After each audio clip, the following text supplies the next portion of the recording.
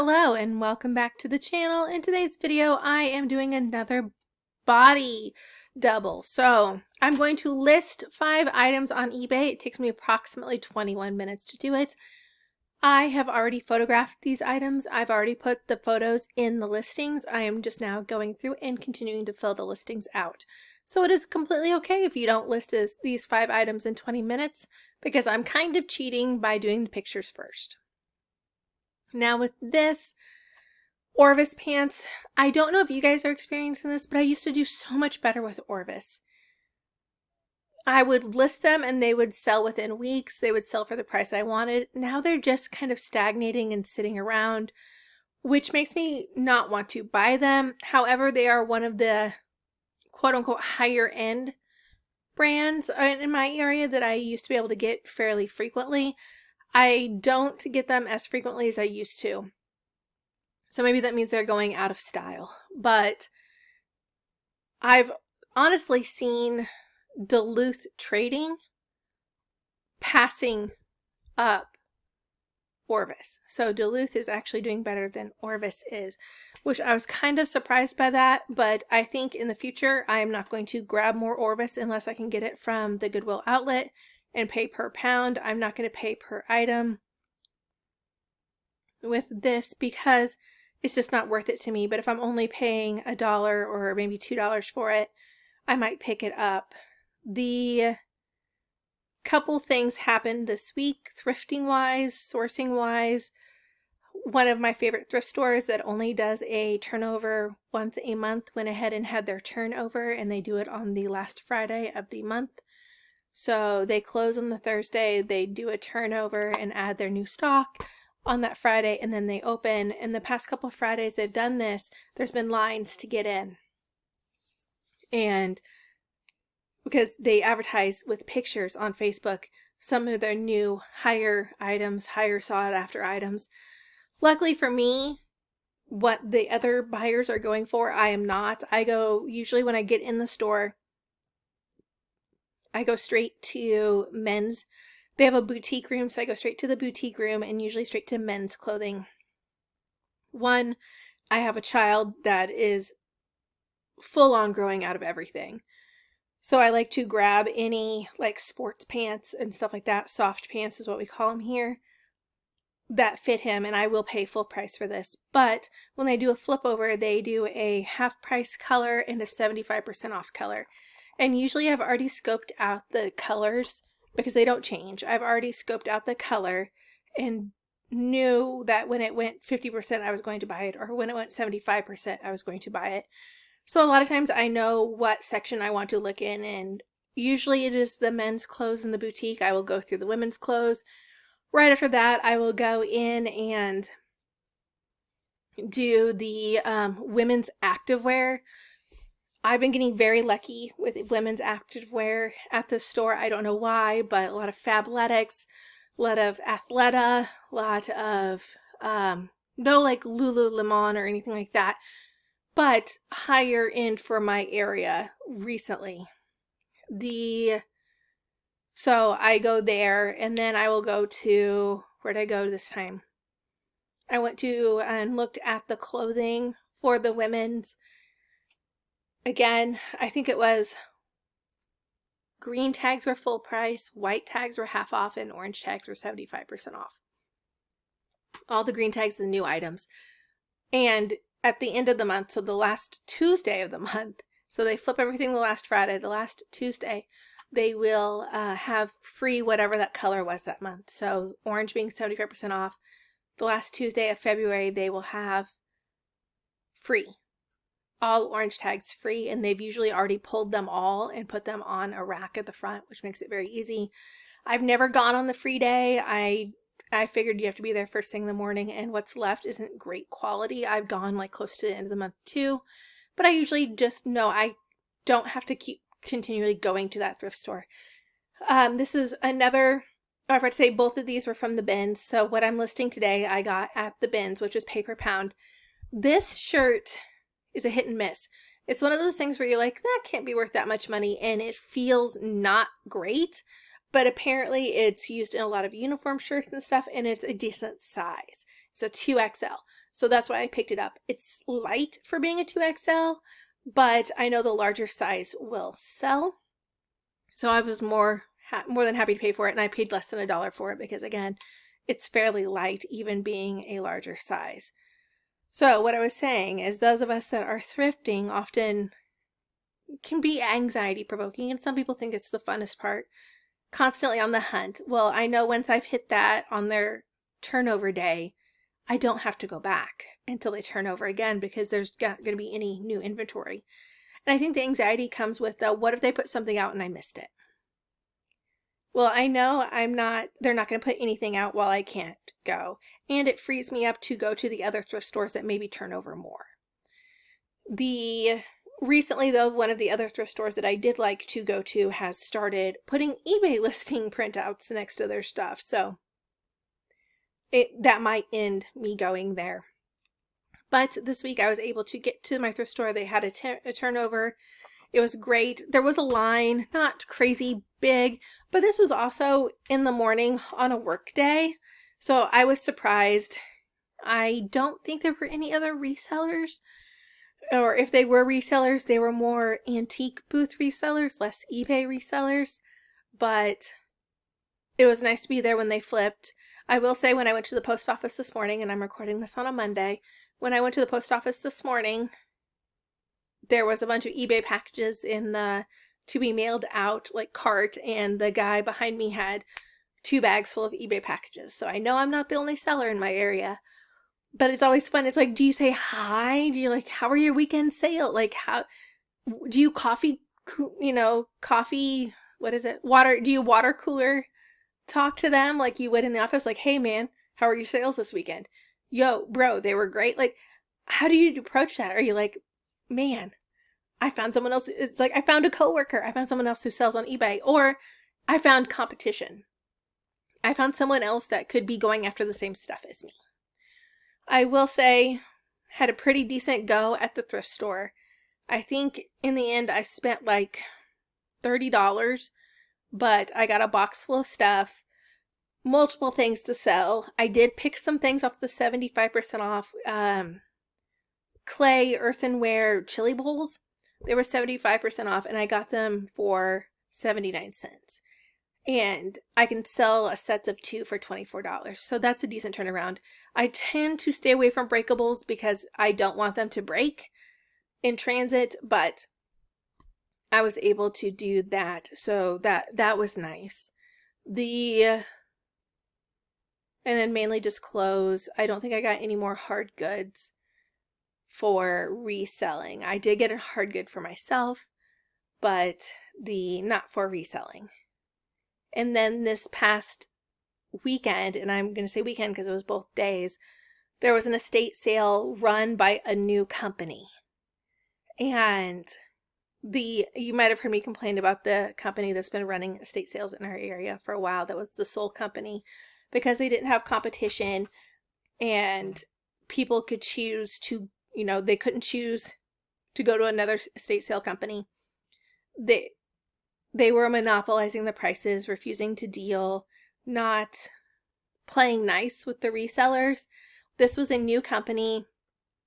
I don't know if they've done it in other areas, but this was the first time they were doing it in an area close to me. And I thought I'd go check them out because if I see the other companies doing an estate sale, I won't even go. So I'm like, okay, let's go see. I'm running low on vintage slides anyway. I always like to go to the estate sales and see, hey, are there any vintage slides? I walked in the door. I'm like, do you have any 35mm slides? She's like, no, I don't. So I go and I look around, and there's a bunch of cookbooks and local specific cookbooks and stuff. I bought some Corelle plates, not to sell, but for myself. I love the old patterns. I think they're kitschy. I love Corelle plates, and I break plates all the time. So I picked up Corelle plates. I picked up a couple vintage bed linens. I'm trying to think anything else I picked up. Oh, I picked up Precious Moments dolls. Do not pick up Precious Moments. Don't do that. Don't pick them up to resell. I did not pick them up to resell. I picked them up because there's like a TikTok trend that my daughter saw and my husband saw where you take the precious moments and make them like goth and paint them and stuff and turn them into other things. And there was one where a lady turned one into Indiana Jones. It was really cool. So I got the precious moments to do that. I did not get them to resell. The thrift store that I like are selling their precious moments $9 a piece, and that is 100% not worth it for me to destroy them. So they were selling them for $2 a piece at the estate sale, so I went ahead and picked some up that we can just fun. It's just an art project. It's nothing too awful important. So I did that. But my husband and I were both looking at all the books and looking around. They had a ton of Tupperware, but it was all pretty beat up. I think we picked up 2 items that do resell nicely. Most of it was just too beat up to sell. And I picked up Pyrex for myself, but not to sell. The one thing we did pick up to sell that was a complete and total fluke was because we thought it was cute. Goose measuring cups that stack inside each other. So cute. So I'm like, oh, this is kitschy and cute. My husband thought it was too, and we picked it up. And they actually sell for like $35. They're melamine. So it was nice. Nice surprise. We also picked up some stuff for the kids, but there was a lot of vintage items there, a lot of older items there. There was those really old Pyrex, the different colored ones, all this stuff they were advertising in their sale for Friday.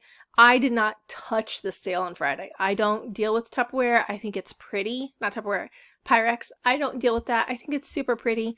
It's a hit and miss. I don't want it to break in transit. It's really freaking heavy. Not my fun bag. So I didn't go that Friday because I knew people would be lining up before the sale even opened to get that Pyrex. She had complete sets of the pastel colors. So like the blue, the lighter green, the yellow, complete sets. And I know people were like falling over to get to those. And blow molds. She had a Woody Woodpecker blow mold and a full nativity set. And I just saw the higher end items and I was like, I don't want to deal with crazy. So I didn't go the first day. My husband and I went the second day. And that's where we just kind of looked around, walked around. And we kind of do that with estate sales because we know on the third day, it'll either go half off or 75% off, or they're more willing to make deals. So second day, we buy a couple things because we worried that it's not going to be there on the third day. And then we go home and we watch Shed Flips, which is probably a really bad influence. And we're going back and forth about all these books, specifically the vintage cookbooks. And I messaged the company in the morning, even though it says don't message us about sales. I messaged them in the morning and I was like, hey, what would you do for all the cookbooks? And they got back to me very quickly. And the estate sale company said, we won't sell them separately. We'll sell all of the books. And I was like, okay, what would you do with all of the books? And they said $100. I was like, I could do $80. So I'm going to have a whole series about me cleaning this house out of books. It took my husband, myself, and my oldest son, who got a bunch of compliments. People talk about how well behaved he was, which is great, and made my mama heart proud. But we literally went all over this house, opening drawers, opening tubs, finding books. When we thought we were done, we kept finding more. We got 16 35-gallon totes of books. We've only gone through 3 of the totes so far, and we've gone through 286 books. And I paid $80 for this whole lot. And we've only had to throw away a couple due to water damage and stuff so far. So fingers crossed, it'll be interesting, and I think it'll make for a fun series. I wish I would have been able to videotape us getting the books, but I wasn't. There was a lot of people there. It was a private property. I completely agree with that. That's fine. But literally, we were all over this house. It was a 3-bedroom, garage, dining room, sunroom, and basement finding books. So it'll be very interesting. I think let's see where that goes. But I was able to source this week, which is great and not so great. I have a bunch of stuff now to list. I have no time to list it. We've hit the busy season. This is the last week of January. Everything has started. We had a bunch of snow days, so everything's ramped up even more. People are trying to push things together that wouldn't have been this time crunchy, but because of the snow days, it's become more difficult. So yay, go team. It's taken me almost 2.5 weeks to even be able to sit down and record videos again because of how busy it is. Now, if I could figure out a way to record these voiceovers while sitting in pickup line, that would be amazing, because I feel like I'm wasting 45 minutes of my life in pickup line. But, you know, maybe I should just consider that my downtime and go from there and not try to fill every minute of the day.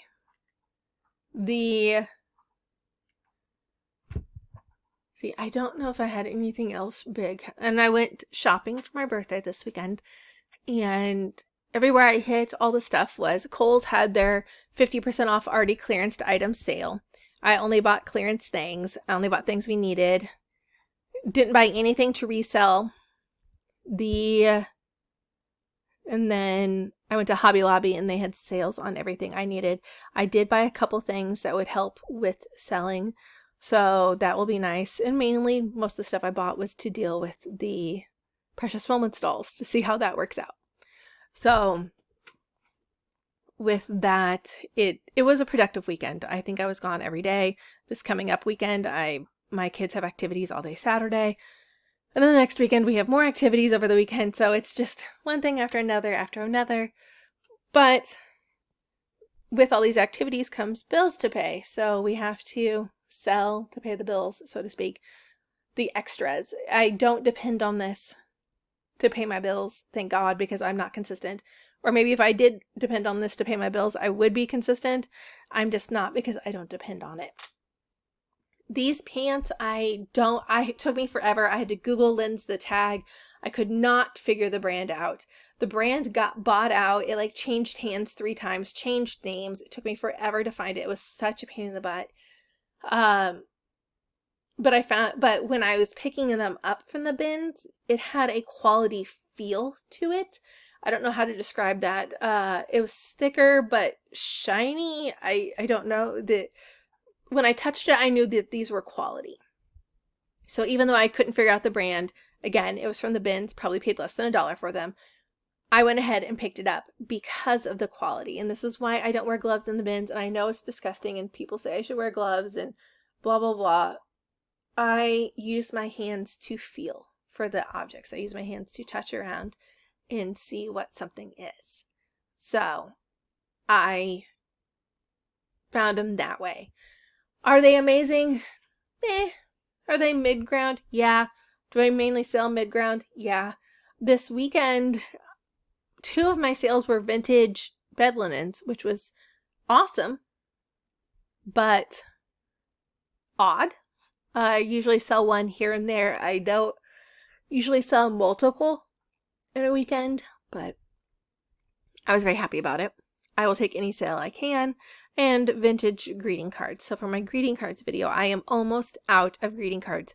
I think I only have 2 lots left, and I just sold the Easter ones and mailed them out this morning. I have like the nautical birthday and birthday in general, I think, left. Otherwise, everything else is gone, which if you would have told me that one of my biggest sellers from that auction was going to be greeting cards, I would have said no way. But it was, and 1, I had nothing invested in it, nothing to lose. 2, it was lots. I was selling them in lots. So that is my best advice for that. Also, really good advice, go through and check and see what's dropped off your eBay inventory. We finally got around to start doing inventory after the first of the year, after we got over being sick and kids got back to school. And we're finding at least 2 items a tub that have dropped off our eBay inventory. So be very, very cognizant of that. I need to go ahead and pull all my spreadsheets and run the numbers and start getting stuff ready for taxes, which is going to be a pain in my butt, but again, needs to be done. So that'll be fun. I might make a video of how I work the spreadsheets. You might like scream in your head that I'm so unorganized, but this is how I do it. I don't have an app. I'm not, an accountant. I am semi-organized, so that's how I do it. I've already got all my receipts and everything. I need to calculate my mileage and add it all up. I've written it down. I also need to go through and do my shipping and stuff, which is one of the reasons everyone's like, don't ship on eBay, don't ship through eBay, you know, do pirate ship, you'll save so much money. Yeah, but when I ship through eBay, all my shipping stuff I can pull from one place. And I have eBay International to back me.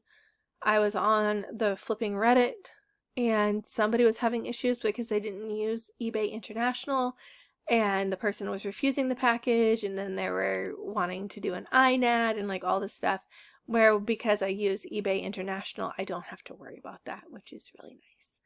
So there's that.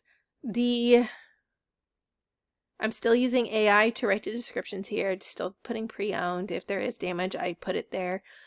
I also, sorry, I keep yawning. I will also put the damage in the title if I think they're not going to read it in the condition or the description. So I will do that.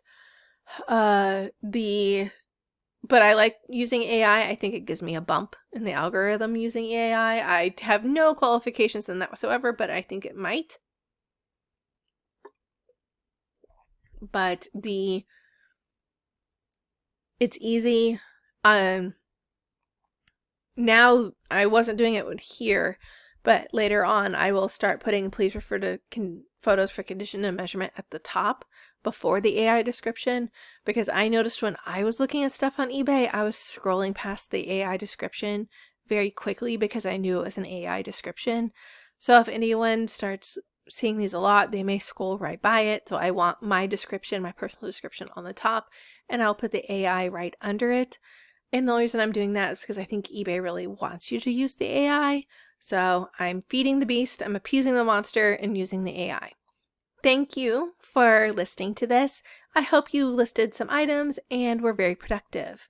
Please like and subscribe and have a wonderful day.